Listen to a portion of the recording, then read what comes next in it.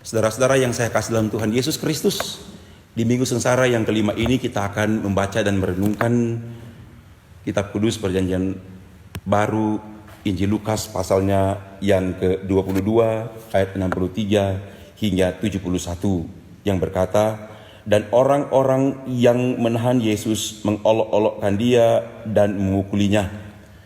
Mereka menutupi mukanya dan bertanya, cobalah katakan siapakah yang memukul engkau? Dan banyak lagi hujat yang diucapkan mereka kepadanya. Dan setelah hari siang berkumpullah sidang para tua-tua bangsa Yahudi dan imam-imam kepala dan ahli-ahli Taurat. Lalu mereka menghadapkan dia ke mahkamah agama mereka.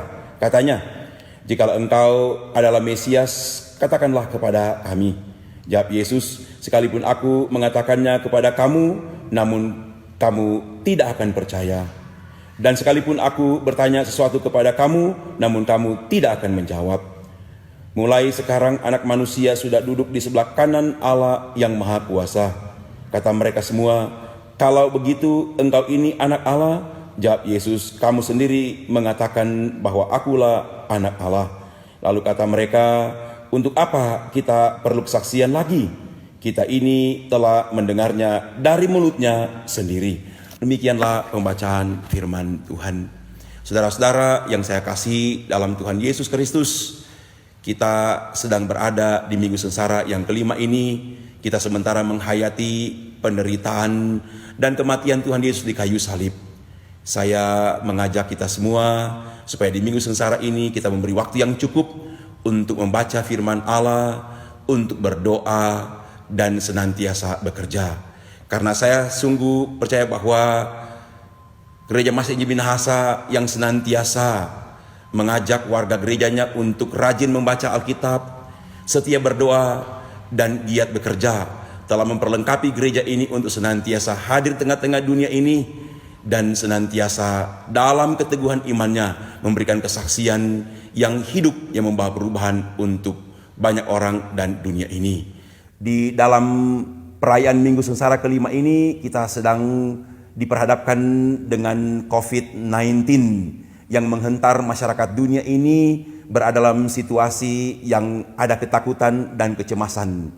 Saya mengajak bagi kita semua supaya kita senantiasa menaruh percaya sungguh kepada Yesus Kristus sebagai kepala gereja dan Tuhan dunia, supaya kita dimampukan untuk menjalani hari-hari yang sulit ini dalam ketaatan dan kesucian, dalam kekudusan dan dalam kedengaran. Saya percaya melalui tuntunan firman Tuhan ini kita semua dimampukan untuk senantiasa baik sebagai pribadi maupun sebagai keluarga dan sebagai Gereja Masih Injil Minahasa untuk ambil bagian secara aktif bersama dengan pemerintah untuk memutus mata rantai penyebaran COVID-19 ini. Saya juga mengajak kita semua untuk memahami bahwa dengan COVID-19 ini kita semua harus memberikan keyakinan yang sungguh pada Yesus Kristus, karena di situasi ini kita tidak hanya ditantang persoalan kepercayaan kita, how to trust God, bagaimana percaya pada Allah, tapi juga tantangan kita datang pada persoalan ekonomi dan realitas kehidupan masyarakat secara menyeluruh. Dengan COVID-19 ini kita melihat begitu banyak orang yang mengalami penderitaan yang sangat besar, baik dari segi kesehatan tapi juga dari segi ekonomi. Berdasarkan pembacaan ini kita juga diajak untuk memahami tentang bagaimana penderitaan Tuhan Yesus untuk menyelamatkan dunia ini.